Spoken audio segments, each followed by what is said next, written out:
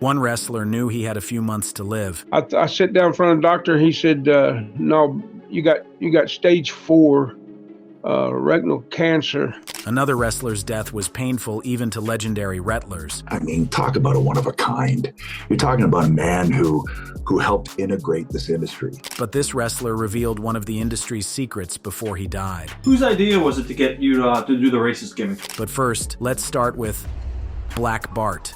I asked the doctor after about that 13th, 14th session of chemo, I said, "Well, what kills you first, the cancer or the chemo?"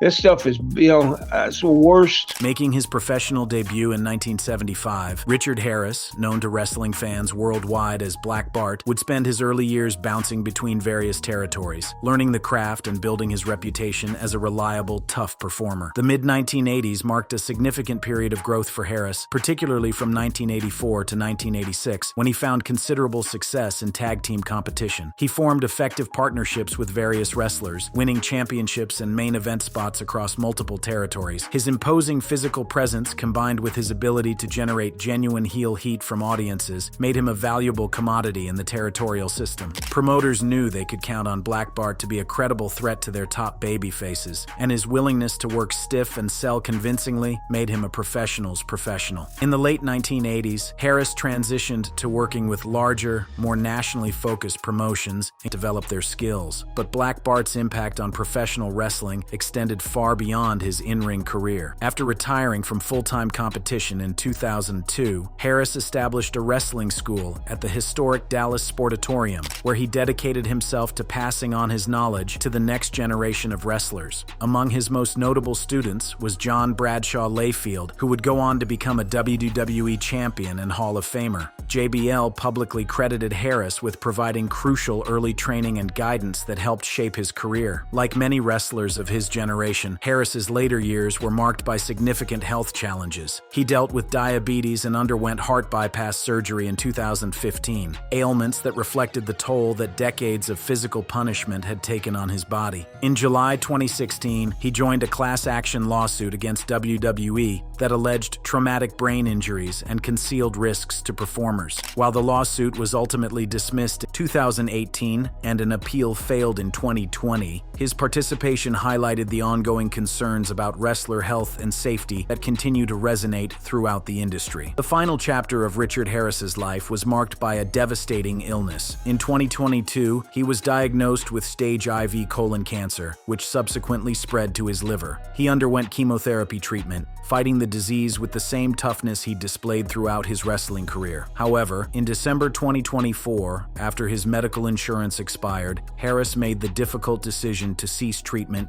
and return home. His wife, Linda Harris, kept the wrestling community updated on his condition through social media, and on January 9, 2025, Richard Black Bart Harris passed away peacefully at his home at the age of 76. Linda confirmed his death on Facebook, and his passing was recognized as one of the first major losses in the wrestling community that year. Sweet Daddy Siki. First African-American to have a championship match. Like, that's how far back Siki goes, through the 50s, through the 60s, through the 70s, through the 80s. And so no one really knows the fact that Siki was one of the Jackie Robinsons of our industry. As a young boy in Texas, Elkin James, the man the world knew as Sweet Daddy Siki, was initially drawn to boxing before discovering his true calling in professional wrestling. At approximately 16 years old, around 1949, he began his wrestling training, starting at a relatively lean 180 pounds, but quickly bulking up to 230 pounds through dedicated training and conditioning. Siki married Anu Liz Cokes, known as Anne, in the United States. However, their interracial relationship faced intense discrimination and segregation, and Siki encountered significant booking difficulties as a result. Rather than accepting these limitations, Siki and Anne made the bold decision to move to Toronto, Canada, where they hoped to find a more accepting environment both personally and professionally. This move to Toronto would prove to be transformative, not just for Siki's career, but for Canadian wrestling as a whole. In Toronto, Sweet Daddy Siki became far more than just a wrestler. He became a cultural phenomenon and a beloved figure in the city's Leslieville neighborhood. Throughout his wrestling career, which spanned from the early 1970s through the 1980s, Sweet Daddy Siki became known for his charismatic personality, his athletic ability, and his status as one of the few prominent black wrestlers of his era. He worked for various promotions across North America, but found his greatest success and acceptance in Canada, where he became a major draw and a respected main event performer. His flamboyant persona and incredible ring work made him a favorite with fans, and he used his platform to demonstrate that wrestlers of color could be top-level stars capable of carrying major promotions. As with many athletes who spent decades performing at a high physical level, Sweet Daddy Siki's later years were marked by significant health challenges. Tragically, he battled dementia, specifically Alzheimer's disease, for many years. This cruel condition progressively robbed him of his memories and independence, a particularly heartbreaking fate for someone whose life had been so rich with experiences and accomplishments. On December 31st, 2024, Sweet Daddy Siki passed away at Humber River Hospital in Toronto from complications related to Alzheimer's disease. He was 91 years old. Interestingly, the news of his passing did not spread widely until early 2025, and his death was first reported by wrestling journalist Greg Oliver on New Year's Eve, surprising many fans who had been unaware of the severity of his struggles with dementia. Anne, his wife, who had stood by him through decades of challenges, including the discrimination they faced due to their interracial marriage, had passed away earlier in October 2013, meaning that Siki spent his final years without his lifelong partner. Colonel Debeers. Whose idea was it to get you to do the racist gimmick? No, it was my own. That was my gimmick. Professional wrestling has always walked a fine line between entertainment and controversy, with certain characters and storylines pushing boundaries to generate emotional responses from audiences. Few wrestlers embodied this controversial approach, quite like Edward Wiscowski, the man who became infamously known as Colonel Debeers, one of the most heat-generating and politically charged characters in 1980s American Wrestling Association, AWA, history. The Colonel Debeers character was nothing if not provocative. As a heel sympathetic to apartheid-era South Africa, the character explicitly supported racial segregation and used deeply offensive rhetoric to generate legitimate anger from audiences. In the context of 1980s professional wrestling, where controversial characters were often employed to draw heat, Colonel Debeers stood out as particularly inflammatory. The character would wear military-style attire, carry a riding crop, and deliver promos filled with racist ideology that reflected the actual political situation in South Africa during the apartheid era. The character worked primarily because it tapped into real-world political tensions. During the 1980s, apartheid in South Africa was a major international issue, with worldwide protests, economic sanctions, and moral condemnation of the South African government's racial policies. Wiscowski performed as Colonel Debeers, primarily in the AWA during the promotion's declining years, from roughly 1985 through 1991, before making occasional appearances in other territories. After 1991, his wrestling career consisted mainly of sporadic appearances on the independent circuit and minor promotions through approximately 2005. The character's offensive nature meant that it had a limited shelf life, particularly as social attitudes continued to evolve and the wrestling industry began moving away from such explicitly racially charged gimmicks. Beyond his controversial character work, Wiscowski accumulated various championships and accomplishments throughout his career, working in multiple territories and independent promotions. However, these achievements are inevitably overshadowed by the Colonel Debeers character, which remains his most well-known and most controversial legacy. On January 22, 2025, Edward Wiscowski passed away at the age of 80, following a brief recurrence of an illness. The exact cause of death was not publicly detailed by his family or representatives. His death prompted tributes across various wrestling communities, with fans and historians noting the dated yet era-defining nature of his Colonel Debeers character. Gran Hamada.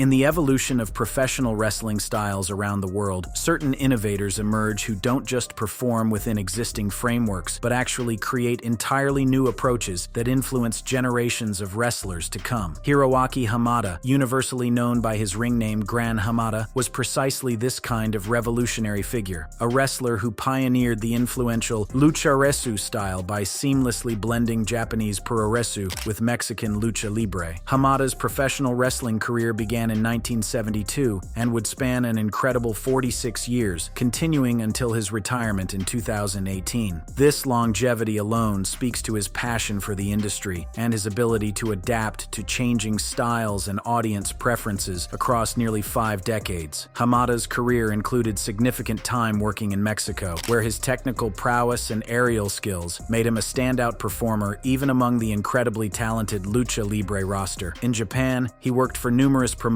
throughout his career, helping to introduce lucha libre concepts to Japanese audiences, while also bringing puroresu sensibilities to Mexican wrestling. His international appearances extended to the United States as well, where he competed in various independent promotions and helped expose American audiences to the lucha-resu style. What truly amplified Gran Hamada's legacy, however, was his commitment to family and training the next generation. Hamada was a dedicated family man with 2 daughters who both followed in his footsteps: Xochitl Hamada, born in 1971, and Ayako Hamada, born in 1981. Both daughters trained extensively under their father's guidance, learning not just wrestling techniques but the philosophy of lucha-resu that had defined his career. Both daughters became accomplished stars in their own right, competing for major promotions in Mexico. Xochitl retired from active competition in 2017, but continued to make occasional appearances, maintaining her connection to the wrestling industry that her father had helped her enter. Ayako remained an active performer well into 2025, continuing to carry forward the Hamada family legacy and the lucha-resu style that her father had pioneered decades earlier. In his later years, Hamada lived much of his life in San Luis Potosí, Mexico, a testament to the deep connection he had formed with Mexican culture and lucha libre. This choice to make Mexico his home reflected how completely he had integrated the 2 wrestling traditions that defined his career. He was a Japanese wrestler who became an honorary Mexican luchador, respected and beloved in both countries. On February 15, 2025, Gran Hamada passed away in San Luis Potosí, Mexico, at the age of 74. No cause of death was publicly disclosed by his family or the wrestling promotions he had worked with, respecting the family's privacy during this difficult time. The news of his passing sent shockwaves through the wrestling communities in both Japan and Mexico, with tributes pouring in from wrestlers, promoters, and fans who had been touched by his innovative style and generous spirit.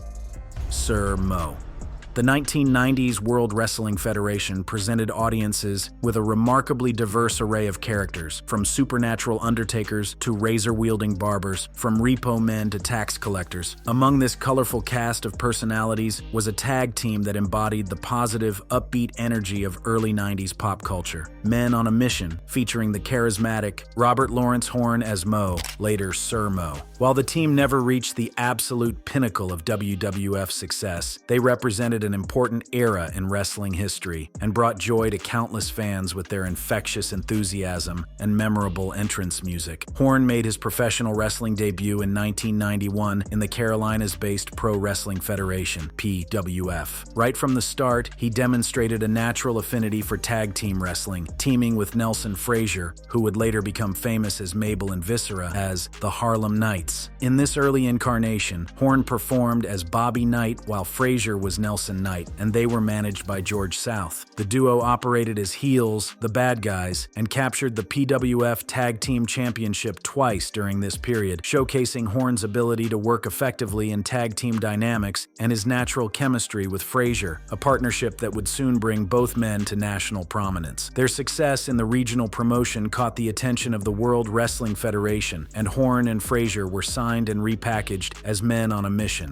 with Horn becoming Mo and Frazier becoming Mabel. After the team's WWF run ended in 1996, Horn returned to working the United States Wrestling Association, USWA, and various independent circuit promotions. This period, from 1996 through 2007, saw him continue to wrestle regularly, though outside the national spotlight. He worked for various independent promotions, occasionally reuniting with former partners and continuing to entertain entertain fans with the same enthusiasm that had characterized his WWF run. After a several-year break, Horn returned to active competition in 2014, working sporadically on the independent scene through 2020. These late-career appearances allowed newer wrestling fans to experience his work and gave longtime fans opportunities to see the wrestler who had brought them joy in the 1990s. Throughout his career from 1991 to 2020, Horn's focus remained on tag team wrestling and occasional managerial roles, demonstrating his understanding of his strengths and his commitment to the aspects of wrestling he genuinely excelled at. The final chapter of Bobby Horn's life was marked by a courageous battle against multiple serious health conditions. By early October 2025, Horn had been hospitalized in the ICU in Dallas, Texas, where he was fighting a severe blood infection and pneumonia. His wife, Denise, shared regular updates about his condition on social media, noting small signs of improvement and requesting prayers from the wrestling community. The wrestling world responded with an outpouring of support, with fans and fellow wrestlers sharing memories of Mo and Men on a mission while hoping for his recovery. Despite these efforts and the small improvements Denise reported, Bobby Horn passed away on October 19, 2025, at the age of 58 from complications related to kidney issues, pneumonia, and the blood infection he had been fighting. His death was announced by fellow wrestlers including Leilani Kai and was quickly confirmed by multiple wrestling news outlets. The announcement prompted an immediate wave of tributes from across the wrestling industry.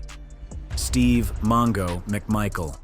When discussing athletes who successfully transitioned from other sports into professional wrestling, few stories are as compelling or multifaceted as that of Stephen Douglas McMichael, affectionately known as Mongo, a nickname inspired by the character from the 1974 comedy film Blazing Saddles. Perhaps McMichael's most significant wrestling achievement was becoming a member of the iconic Four Horsemen stable, one of the most legendary factions in professional wrestling history. The Four Horsemen, led at various times by Ric Flair, his work with the Horsemen allowed him to be part of major storylines and high-profile matches, further establishing his wrestling credentials. Beyond wrestling, McMichael explored other ventures in entertainment and media, made him a natural for media work, and he remained a recognizable figure in Chicago sports culture long after his playing days ended. In 2021, McMichael's life took a devastating turn when he was diagnosed with amyotrophic lateral sclerosis, ALS, also known as Lou Gehrig's disease. ALS is a progressive neurodegenerative disease that affects nerve cells in the brain and spinal cord, gradually robbing patients of their ability to control their muscles. For someone like McMichael, whose entire identity had been built around physical strength, athletic ability, and intense activity, this diagnosis was particularly cruel. But true to the tenacity that had defined his entire life, McMichael battled ALS with remarkable courage and grace, using his platform to raise awareness about the disease and inspire others facing similar challenges. Rather than retreating from public view, he chose to share his journey, allowing fans to see the reality of living with ALS while maintaining his characteristic fighting spirit. His openness about his condition helped bring attention to ALS research and provided inspiration to countless people dealing with their own health battles. Even as his condition deteriorated, the sports and wrestling worlds rallied around McMichael. In recognition of his contributions to the Bears' legacy, he was inducted into the team's Hall of Fame, a ceremony that became particularly poignant given his health condition. His sister Kathy delivered an emotional speech at the ceremony on his behalf, a moment that brought tears to many in attendance as they celebrated his accomplishments while confronting the reality of his illness. On April 23, 2025, exactly 4 years to the day after receiving his ALS diagnosis, Steve "Mongo" McMichael passed away at Lightway's Hospice in Joliet, Illinois, from complications related to the disease. He was 67 years old. The timing, dying exactly 4 years after his diagnosis, added an eerie symmetry to his passing, as if he had fought precisely as long as he could. Sabu.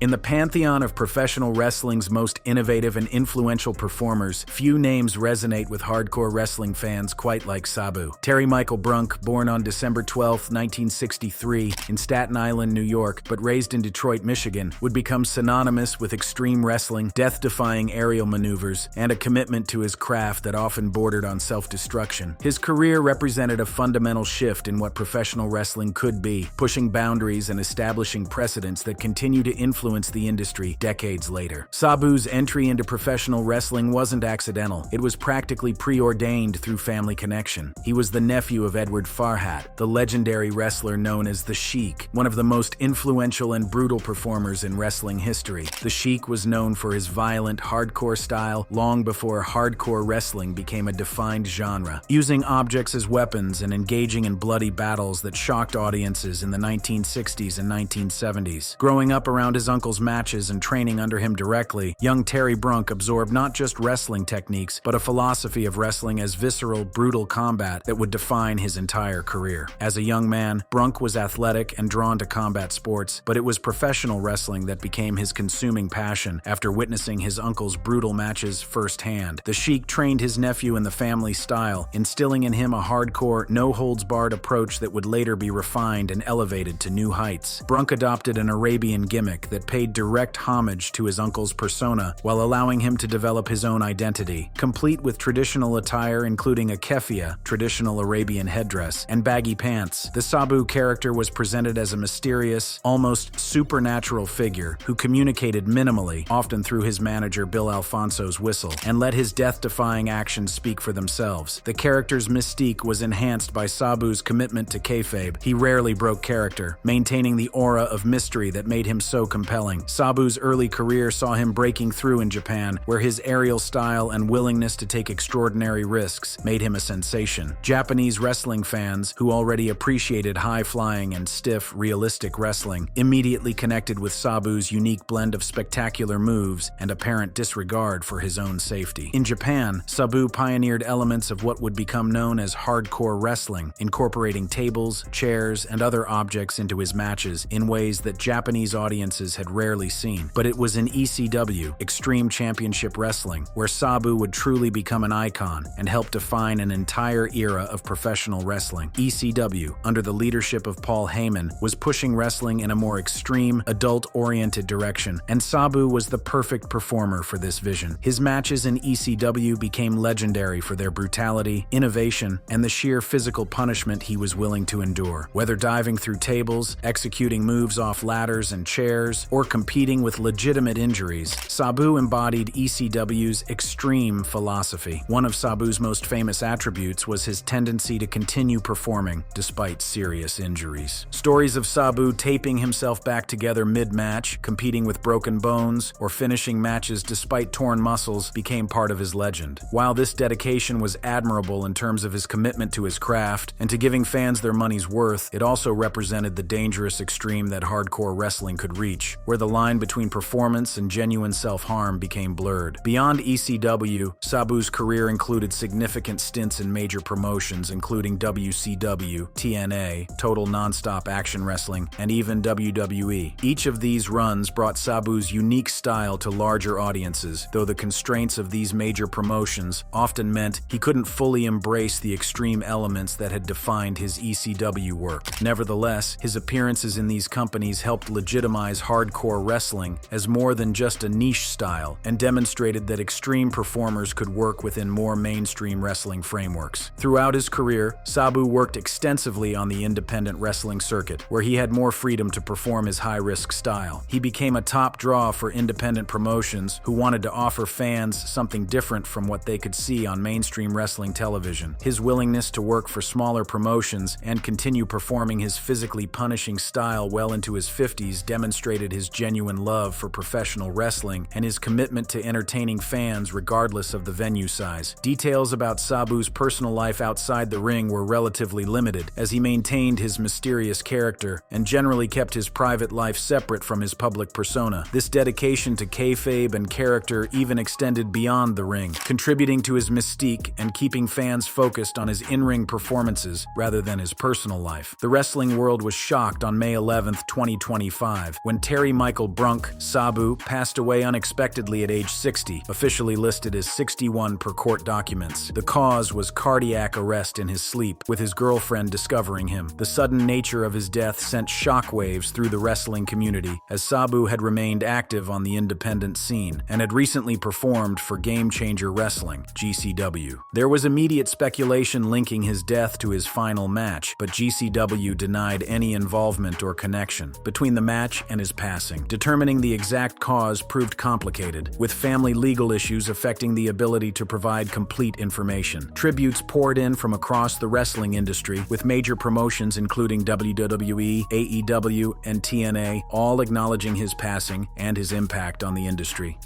Kevin Michael. Not every wrestler who passes away has a career spanning decades or a legacy recognized by millions of fans worldwide. Sometimes tragedy strikes those who were still building their careers, still working to make their mark on the industry they loved. Kevin Nickel, born Kevin Lee Nickel on January 31st, 1984, in Memphis, Tennessee, was an American professional wrestler who made contributions primarily to the independent wrestling scene and had a brief stint in WWE's developmental system. Standing at 6'3", 1.91 meters, and weighing around 230 pounds, 104 kilograms, Nickel had an imposing physique that was well suited for professional wrestling. His look was often accentuated by tattoos and a rugged persona, giving him a distinctive appearance that helped him stand out on independent shows, where establishing a memorable character quickly is essential for building a following. Nickel was trained by WWE NXT staff during his time in the company's developmental system, receiving instruction from professionals who understood what it took to succeed at wrestling's highest level. However, his early career roots traced back to the Texas independent circuit, where he began honing his skills around 2007 or 2008. The Texas independent scene has long been a breeding ground for wrestling talent, with its combination of knowledgeable fans, quality training facilities, and opportunities to work frequently, helping develop countless wrestlers who would go on to national and international success. Throughout his career on the independent circuit, Nickel worked under various ring names, including Ivan Warsaw and Knuckles Madsen, demonstrating the versatility and adaptability required of independent wrestlers who often need to adjust their characters for different promotions or storylines. These name changes also reflected the experimental nature of independent wrestling, where performers can try different personas and styles to discover what resonates most with audiences. At 41, Warsaw had stepped away from the ring in recent months, with his final recorded match dating back to July 2024. Sadly, fans were blindsided by heartbreaking news in July 2025. The veteran wrestler was reportedly shot in the abdomen during a Friday night incident in Arkansas. When deputies arrived, they tragically succumbed to his injuries. If you enjoyed this video, click on the cards playing on your screen to watch similar content.